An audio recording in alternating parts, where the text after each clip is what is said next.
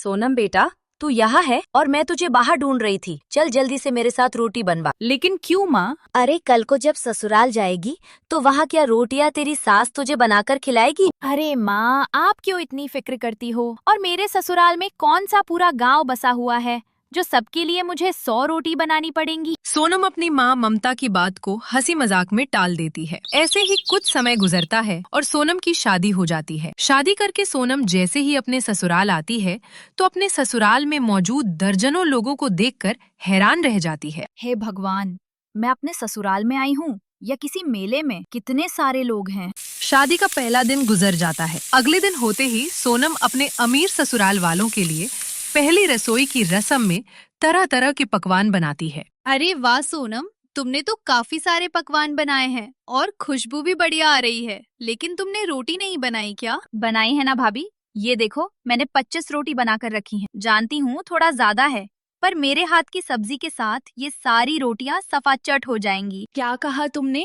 ये ज्यादा? अरे ये तो आधी रोटियां भी नहीं है। हमारे घर में रोज गिनकर 100 रोटियां बनती हैं। अब जल्दी से आटा गूंदकर 100 रोटियां तैयार कर दो, ठीक है? अपनी जेठानी के मुंह से 100 रोटी की बात सुनकर रूही की सांस अटक जाती है। हे भगवान, 100 रोटियां!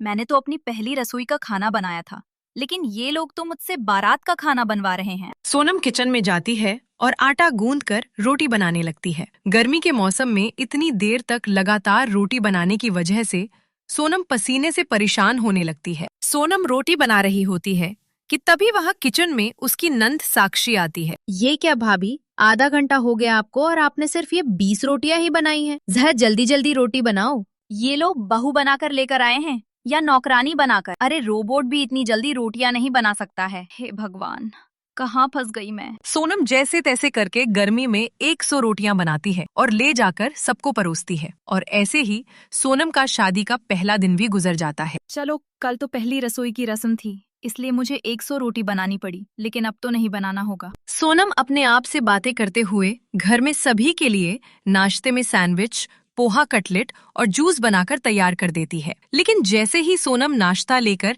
अपने चिड़िया घर जैसे बड़े ससुराल को परोसती है। अरे बहू, ये क्या बना दिया तूने? ये इंग्लिश खाना हम लोग नाश्ते में नहीं करते। हाँ बहू, हम तो नाश्ते में भी रोटी और सब्जी खाते हैं। हाँ भाभी, अब आप जल्दी से रोटी बना दो, हम सबको भूख लग रही है। अपने ससुराल वालों की बात सुन सोनम अब गुस्से में किचन में जाती है और ढेर सारा आटा गूंथ कर रोटी बनाने लगती है।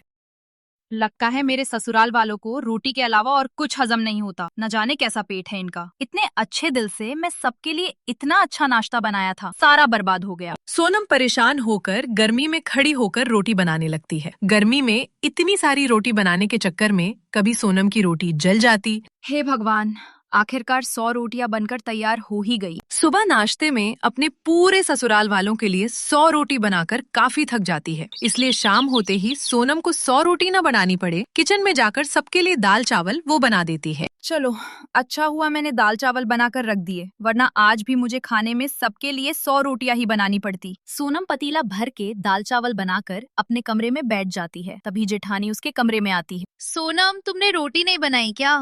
नहीं भाभी, आज दाल चावल बने थे तो मैंने रोटियां नहीं बनाई। सोनम, आज एक बात अच्छे से अपने दिमाग में बिठा लो। घर में दाल बने या कोई और सब्जी, लेकिन रोटियां तो जरूर बनेंगी, वो भी 100। अब जाकर जल्दी से सबके लिए रोटियां बनाओ, सभी को खाने का वक्त हो गया है। मन तो कर रहा है आटे में जहर मिलाकर जहर वाले आटे की रोटियां बनाकर सबको खिला, कम से कम इन 100 रोटियों से छुटकारा तो मिले। सोनम गर्मी से परेशान होकर किचन में जाती है और फिर से ढेर सारा आटा गूंथकर 100 रोटियां बनाने लगती है। लेकिन इस बार गर्मी में इतनी देर तक ढेर सारी रोटियां बनाने की वजह से सोनम के सिर में हल्का हल्का दर्द होने लगता है। एक तो ये गर्मी, ऊपर से ये सर दर्द, ऐसा लग रहा है कि अभी बेहोश हो जाऊंगी। हर दिन तीनों वक्त गर्मी में रोज रोज 100 रोटियां बनाने की वजह से सोनम को दर्द होने लगा था। इसी के साथ अब गर्मी की वजह से सोनम की गर्दन पर लाल लाल दाने भी निकल आते हैं। ये क्या सोनम, तुम्हारी गर्दन पर गर्मी के दाने कैसे निकले? तुम्हारे घर वालों की तरफ से हर दिन तीनों वक्त 100 रोटी जो बनानी पड़ती है। किसी से नहीं होता कि मेरी रोटियां बनाने में मदद कर दे, बस सब्जी बनवा कर चले जाते हैं। सबसे मुश्किल काम तो मुझे ही करना होता। माँ बिल्कुल ठीक कहती थी, अगर उस वक्त रोटी बनाना सीख दे तो अभी तक रोटी बनाने की स्पीड अच्छी हो जाती। मुझे 2-2 घंटे रसोई में गर्मी में नहीं गुजारने पड़ते। सच में मैं तो फंस गई हूँ। गर्मी में रोज रोज 100 रोटी बनाने की वजह से परेशान रहने के साथ साथ अब सोनम की तबीयत भी खराब रहने लगी थी। इस गर्मी ने तो हाल बेहाल कर दिया है। अब तो मैं 2 घंटे से पहले अपने कमरे से बाहर नहीं निकलने वाली। सोनम अपने कमरे का पंखा चलाकर गर्मी में सोने की कोशिश करती है। तभी वहाँ उसकी जेठानी के 3 बच्चे आ जाते हैं। चाची, हमें भूख लग रही है, हमें रोटी बनाकर दो ना। बच्चों, चावल बने रखे हुए हैं, अभी तुम लोग चावल खा लो, शाम में रोटी खा लेना। नहीं, हमें रोटी खानी है। जैसे माँ बाप वैसे उनके बच्चे। इन पिदुचन भी मुझे चैन से रहने मत देना। सोनम उठती है और 3 बच्चों के लिए गर्मी में रोटी बनाने लगती है। लेकिन इस बार रोटी बनाते बनाते सोनम का हाथ ही जल जाता है। मेरा हाथ, एक तो ये गर्मी, ऊपर से अब इस गर्मी में ये हाथ की जलन। भगवान, थोड़ा तो रहम कर मुझ पर। ये कैसे ससुराल वाले लिख दिए तूने मेरी किस्मत में। ऐसे ही वक्त गुजरता रहता है और एक रोज शाम को बहुत तेज बारिश होती है। वाह, कितने दिनों बाद इतना अच्छा मौसम हुआ है भाभी। कुछ चटपटा खाने का मन कर रहा है। मैं जानती हूँ तुम सब लोगों का पकौड़े खाने का मन कर रहा है ना? मैं अभी सबके लिए पकौड़े बना कर लाती हूँ। नहीं भाभी, पकौड़ी नहीं। पकौड़ी खाकर तो हमारे पेट में गैस बन जाती है। अब एक काम करो, सिलबेट पर मूंगफली और लहसुन की चटनी पीस दो और उसके साथ साथ गर्मा गर्म रोटियां भी बना दो। हे भगवान, बारिश के मौसम में जहाँ हर कोई पकौड़े खाता है, इन लोगों को रोटी ही खानी है। इनका बस चले तो अपनी अंतिम यात्रा में भी ये अपने साथ रोटी लेकर निकलेंगे। सोनम दोबारा किचन में जाती है और गर्मी में सबके लिए रोटी बनाने लगती है, जिसके चलते अब धीरे धीरे गर्मी में सोनम की तबीयत और ज्यादा खराब होने लगती है। चलो, आज की 100 रोटियां तो बनकर तैयार हो गईं। अब जाकर थोड़ी देर आराम कर लेती हूँ। 100 रोटियां लेकर जैसे ही सोनम बाहर जाती है तो देखती है कि घर पर बुआ और मामी आई हैं। आइए, कैसे आना हुआ सोनम? बहू जाओ, इनके लिए भी जल्दी से रोटियां बना कर ले आओ। सोनम खराब हालत में जाकर फिर से आटा गूंद रोटी बनाने लगती है। लेकिन इस बार सोनम गर्मी में गैस पर रोटी बनाते ही बेहोश हो जाती है। जब सोनम बहुत देर तक किचन से बाहर नहीं निकलती तो प्रीति किचन में जाती है और देखती है कि सोनम बेहोश हो चुकी है, जिसे देख वो सबको बताती है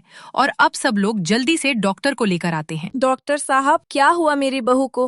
वो बेहोश कैसे हो गई? लगता है ये गर्मी में कुछ ज्यादा ही देर तक काम करती हैं, इसलिए इनके शरीर का पानी सूख गया है। हम इन्हें ग्लूकोज अभी चढ़ा देते हैं और ये मैंने कुछ दवाइयाँ लिख दी हैं। आप इन्हें ले आइएगा और कल आप इन्हें अस्पताल लेकर जाकर ग्लूकोज चढ़ा दीजिएगा। डॉक्टर की बात सुन सभी को अब सोनम की फिक्र होने लगती है। इसी के साथ सबको एहसास भी होता है कि रोज रोज उनकी 100 रोटी की वजह से ही आज उनकी बहू की ऐसी हालत है। सोनम बहू, हम लोगों को तो शुरू से ही इतनी सारी रोटियां खाने की आदत थी। हमने एक बार भी नहीं सोचा कि नई नवेली बहू इतनी सारी रोटियां बना भी पाएगी या नहीं। तेरी इस हालत की जिम्मेदार हम सभी लोग हैं। माँ बिल्कुल ठीक कह रही है, हमें माफ कर देना। कोई बात नहीं माँ जी। भाभी, आप मुझसे इस तरह माफी मत मांगिए। मुझे ही शुरू से ही रोटियां बनाने की आदत डालनी चाहिए थी। अगर होती तो आज ये सब नहीं होता। भाभी, माँ, मेरे पास एक आइडिया है। क्यों ना हम रोटी के साथ साथ चावल भी खाएं। इससे भाभी को ना तो ज्यादा रोटियां बनानी पड़ेंगी और ना ही उसकी कभी तबीयत ऐसी खराब होगी। साक्षी का ये आइडिया घर में सबको पसंद आता है, जिसके बाद अब सभी लोग 100 रोटी की बजाय आधी रोटी ही बनवाते हैं, साथ ही ढेर सारे चावल, जिससे रोही को अब किसी भी दिन 100 रोटी नहीं बनानी पड़ती और आखिरकार सोनम को गर्मी में 100 रोटी खाने वाले ससुराल से छुटकारा मिल ही जाता है।